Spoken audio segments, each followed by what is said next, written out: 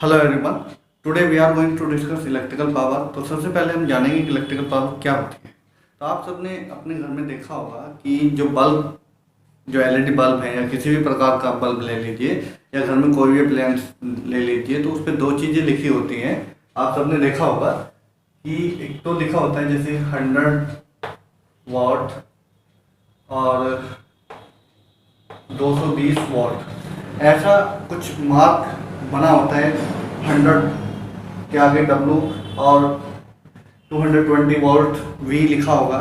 तो ये जो आपने देखा होगा जो लिखा होता है, ये इसमें से हम इसकी बात कर रहे हैं कि जो ये 100 वाट लिखा हुआ है, इसका मतलब है कि उस अप्लायंस की पावर लिखी हुई है कि कितनी एनर्जी वो कंज्यूम कर सकता है या कितनी एनर्जी को वो खर्च कर पा रहा है। ठीक है, तो उसको हमें देखना है। और यहाँ पे ये तो मैं बल्ब की बात की, तो बहुत सारे अप्लायंस घर में मिल जाते हैं जिस पे लिखा होता है, अलग अलग रेटिंग लिखी होती है। जो पावर की जो रेटिंग होती है, पावर की रेटिंग होती है, अलग अलग रेटिंग लिखी होती है। ओके, तो इसमें हम क्या करते हैं कि जैसे जिसकी जितनी पावर होती है, मैं एक बात यहाँ पे बता दूं कि जिसकी जितनी पावर होती है उसकी जो रेजिस्टेंस है उतनी ही कम होती है। तो जितनी जितनी पावर बढ़ती जाएगी रेजिस्टेंस कम होती जाएगी। ठीक है, उसको भी हम देखेंगे। तो एक तो हमारी बात यह है कि रेट ऑफ कंज्यूम एनर्जी, जितनी भी उसका जो रेट होता है कंज्यूम एनर्जी करने का, वो हमारी पावर होती है। और दूसरा electrical work done per unit time. तो जितना भी वर्क डन होता है पर यूनिट टाइम में, वो हमारी पावर होती है। तो ये पावर की डेफिनेशंस थी। उसके बाद में हम फॉर्मूले की बात करते हैं। तो अगर इसको हम फॉर्मुलाइज करें तो जो फॉर्मूला होता है हमारा,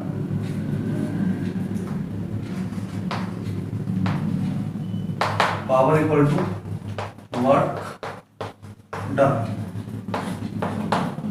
टाइम टेकन। ठीक है, तो यहाँ पे क्या रहता है कि जो वर्क डन होता है, यहाँ पे मैं इसको साफ करता हूँ। तो जो यहाँ पे आया है हमारा, यहाँ पे आएगा टेकन। तो जितना इसमें टाइम, इसको हम फॉर्मुलाइज कर दिया है और उसको जो सिंबल यूज करते हैं उसके लिए पी यूज करते हैं पावर, और जो वर्क डन होता है इसके लिए हम डब्ल्यू यूज करते हैं। यहाँ पे जो डब्ल्यू है ये वर्क डन के लिए यूज किया गया है और जो टाइम है उसको हमने टी से डिनोट किया है। ठीक है, तो उसके बाद में इसकी आती है कि जो इसकी एसआई यूनिट है वो क्या होगी। जो एसआई यूनिट होती है पावर की वो होती है वाट। ठीक है, तो इसके लिए जो सिंबल यूज करते हैं वो भी डब्ल्यू यूज करते हैं। तो यहाँ पे थोड़ा कंफ्यूजिंग रहता है कि वर्क डन के लिए भी हमने डब्ल्यू यूज किया है और जो पावर है उसकी यूनिट के लिए भी डब्ल्यू यूज किया है। तो उसको ध्यान रखेंगे कि जो डब्ल्यू यहाँ पे यूज किया है ये तो हमारा है वर्क डन के लिए डब्ल्यू, और यहाँ पे जो डब्ल्यू यूज किया है ये वाट के लिए यूज किया है। तो वाट हमारा क्या है, यूनिट है। इसकी एक अनदर यूनिट भी इससे हम बना सकते हैं इसी फॉर्मूले से। अगर मैं वर्क डन की यूनिट लिख दूँ, जो वर्क डन की यूनिट होती है वो होती है जूल। चलो वन को अभी नहीं लिखते। और यहाँ पे जो टाइम है उसकी जो यूनिट होती है सेकंड। और इसके लिए हम कह सकते हैं जो जूल है जे से डिनोट कर दें और इसको एस से डिनोट कर दें, तो यहाँ पे ये बन जाएगा जे एस इनवर्स। तो इसकी जो अनदर यूनिट है वो हो गई जे एस इनवर्स, और ये किसके इक्वल टू है, वाट के इक्वल टू है। तो वाट जो डब्ल्यू है, डब्ल्यू के इक्वल टू में अगर हम बात करें यूनिट की तो वो है जे एस इनवर्स। ठीक है, ये उम्मीद है ध्यान रहेगा।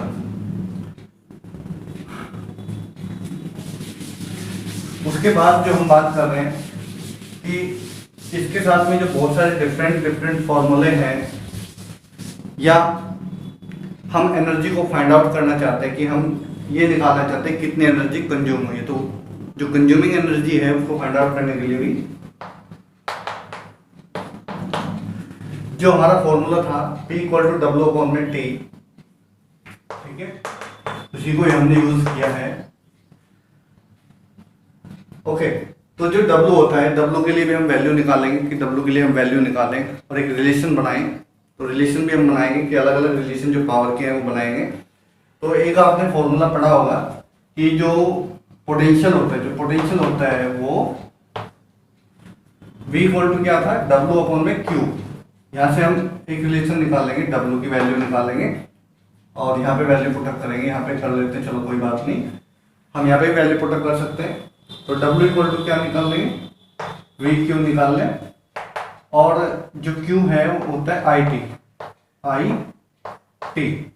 ठीक है, V I T. W equal to मिला हमें वी आई टी, और ये वैल्यू हम रखेंगे इसी फॉर्मूले में रख देंगे, इसमें नहीं रखते, नीचे वाले फॉर्मूले में नहीं रख रहे, उसी फॉर्मूले में रख रहे हैं। तो जैसे हमने ये वैल्यू उस फॉर्मूले में रखेंगे तो वैसे ही हमें मिलेगा वी आई टी अपॉन में टी, टी से टी कैंसिल हो गया, तो पी इक्वल टू क्या मिला, वी आई मिला।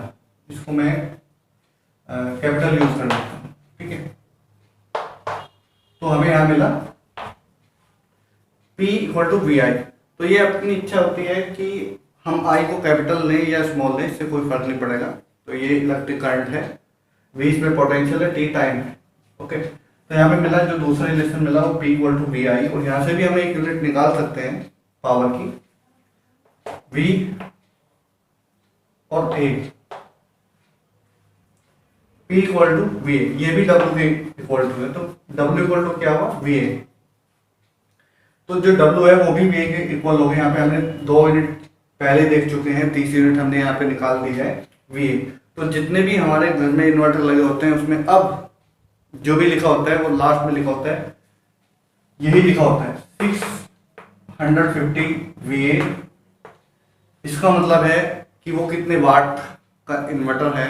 इन्वर्टर के सबसे लास्ट में पीछे ऐसे करके ये लगी होती है स्लिप, जिस पर ये सब कुछ लिखा होता है, कितने वाट, कितने वोल्ट और कितने एम्पियर पे कितना वर्क करना होता है, तो सब कुछ लिखा होता है। उसकी काफ़ी डिटेल उस पर लिखी होती है। तो उसमें एक ये भी कॉलम होता है 650 VA, या कुछ भी यहाँ पे लिखा होगा तो VA जरूर मिलेगा।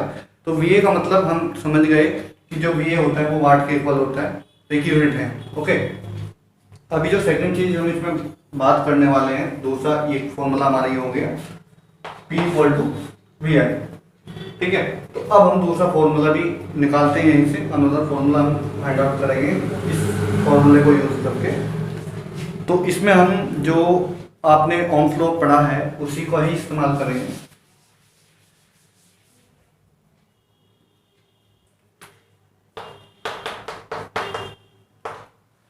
ये फॉर्मूला है V equal to I R, ये ओम्स लॉ है, और इसको हमने ओम्स लॉ का फॉर्मूला है, इसमें हम V की जगह, ठीक है, सबसे पहले हम V को रिप्लेस करेंगे IR से। तो जैसे ही हमने V को रिप्लेस किया IR से, तो जो हमें मिलेगा वो मिलेगा, यहाँ पे इक्वल टू लगा देते हैं, और I इंटू आई और R, ठीक है। तो यहाँ पे हमें जो रिलेशन मिला वो I स्क्वायर R मिला। ये अब हमारा पावर में और इलेक्ट्रिक करंट में और रेजिस्टेंस में एक रिलेशन आ गया। तो ये भी काफ़ी इंपॉर्टेंट रिलेशन है, काफ़ी न्यूमेरिकल्स में हेल्प करता है, ठीक है। एक ही रिलेशन हमारा हो गया। उसके बाद में जो दूसरा रिलेशन हम निकालेंगे, तो अब हम क्या कर रहे हैं कि जो I है, I की वैल्यू को यहाँ से फाइंड आउट करेंगे और इसमें पुट करेंगे। तो यहाँ से I की वैल्यू कितनी होगी, V अपॉन में R। इस I की वैल्यू को हम कहाँ रख रहे हैं, इसमें रख रहे हैं, ठीक है। V I की जगह हम पुटअप करेंगे, देखना।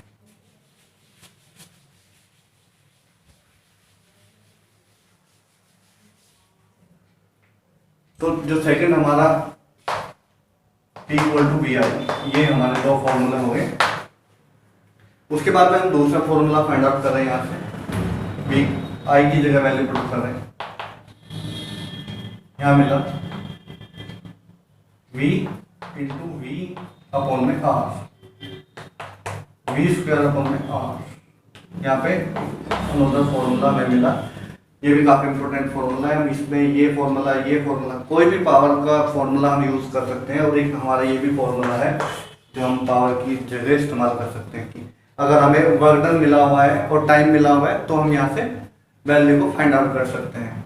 और साथ ही साथ हम ये भी फाइंड आउट कर सकते हैं कि कोई भी कितने एनर्जी कंज्यूम कर रहा है, तो एनर्जी को भी निकाल सकते हैं, वर्क डन भी निकाल सकते हैं। वर्क डन निकालने के लिए हमें क्या करना पड़ेगा, वर्क डन के लिए भी अलग अलग फॉर्मूले हैं जो निकालने हैं।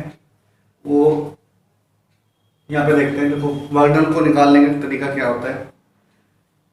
ये आया हमारा पी। अगर हमें पावर मिली हो और टाइम मिला हो तो हम यहाँ से पावर को फाइंड आउट कर सकते हैं।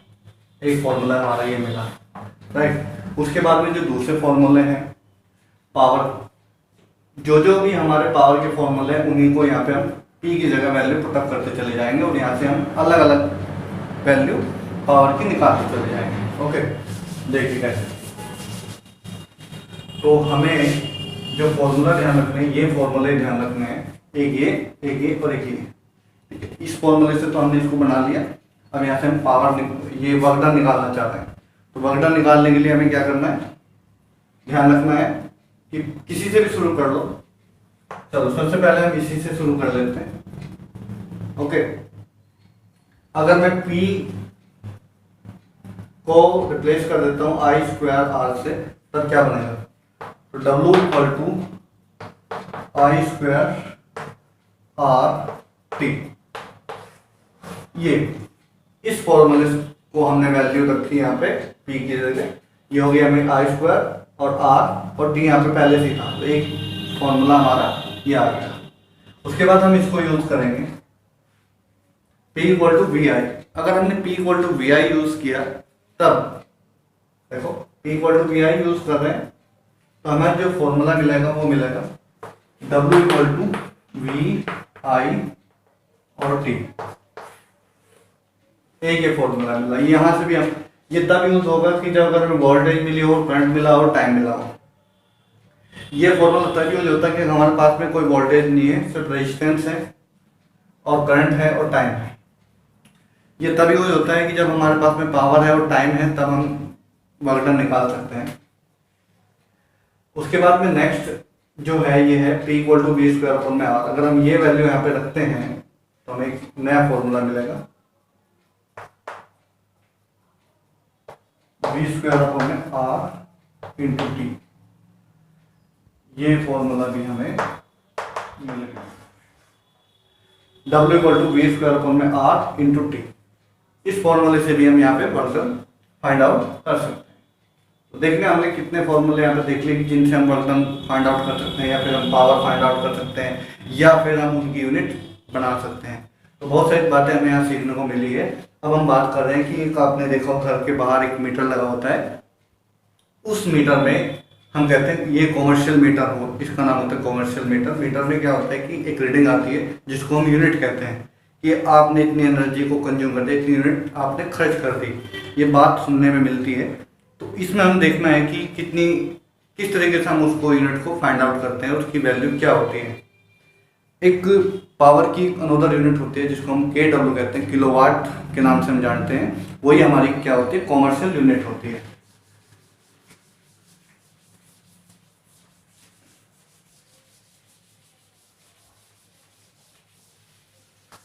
ये जितने भी हमने फॉर्मूले लिखे हैं सारे न्यूमेरिकल्स के लिए अच्छे हैं और इस पर न्यूमेरिकल्स आ जाता है। तो ये सारी बातें जो यूनिट होती है उनका यूज क्या होता है, न्यूमेरिकल्स में यूनिट मिलती है जिससे हमें पता करना होता है कि ये जो हमें वैल्यू मिली है किसके लिए और किसकी वैल्यू मिली हुई है, ताकि हम उसको पहचान सकें और प्रॉब्लम को सॉल्व कर सकें। ठीक है, अब चलते हैं KW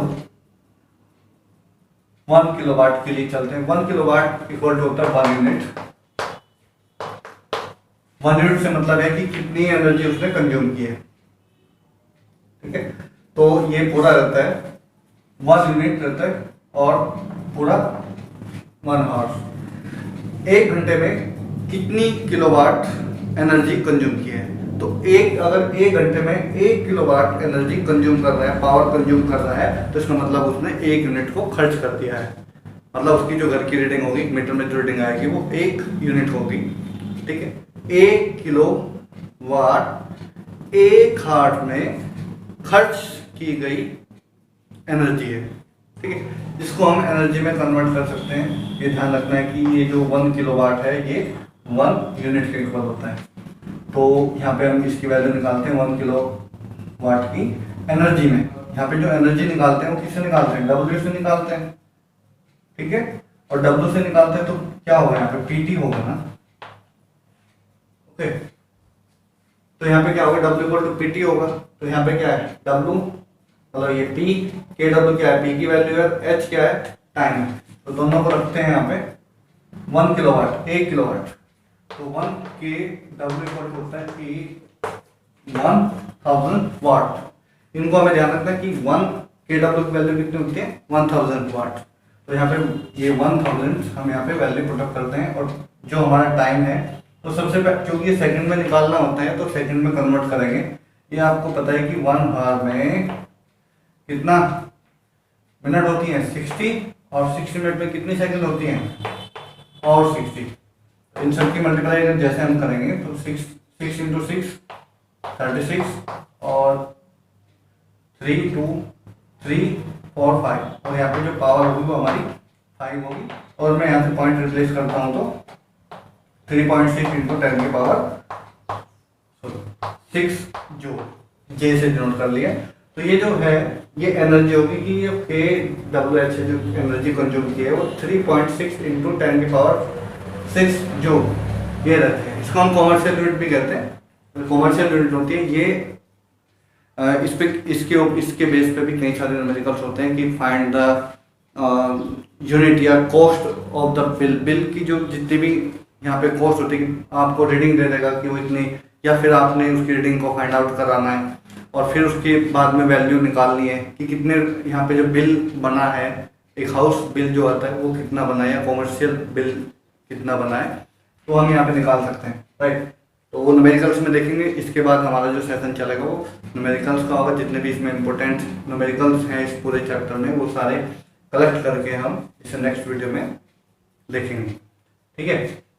अभी हम जो बात करें वो इसकी बात करें तो मीटर का बिल हम निकाल सकते हैं, और ये एनर्जी कितनी कंज्यूम करेगा वो 3.6 इंटू 10 की पावर 6 जो। अच्छा, इसके साथ में एक चीज़ और भी देखी होगी कि आपके घर पे एक सबमर्सिबल का नाम सुनोगे, मोटर जो भी होती है, तो उन पे एक वर्ड लिखा होता है HP, 2 HP या 1 HP या 7 HP, कुछ भी इस तरीके से आपने सुना होगा। ये ट्रैक्टर भी कहते हैं कि इतने हॉर्स पावर का है। जो हॉर्स पावर है वो कितने वाट में, उसका भी एक रिलेशन होता है जो हमें ध्यान रखना है कि जो ये है H मतलब हॉर्स, P मतलब पावर, हॉर्स पावर है 2 हॉर्स पावर का या 1 हॉर्स पावर का या 7 हॉर्स पावर का, मोटर में, ट्रैक्टर में, सबमर्सिबल में, इनमें सभी में देखने को मिल जाते हैं। उस पर लिखा भी होता है कि HP में कितने HP की है मोटर, तो हम ये इससे पता करते हैं। तो इसकी जो वैल्यू होती है 1 HP इक्वल टू होता है, ध्यान रखना है 1 HP इक्वल टू होता है 746 वाट। 1 HP की जो वैल्यू होती है वो 746 वाट होती है, ठीक है। इनका हमें ध्यान रखना है, ठीक है। 1 HP इक्वल टू कितना है, 746 होता है, ओके। तो ये जितनी भी यहाँ पे इंफॉर्मेशन आपको दी गई है सभी हमें लर्न करके रखनी है, ताकि जितने भी प्रॉब्लम्स हैं उनको हम सॉल्व कर पाएँ और जो भी क्वेश्चन हैं उनके आंसर कर पाएँ, ओके। तो देखने के लिए थैंक यू।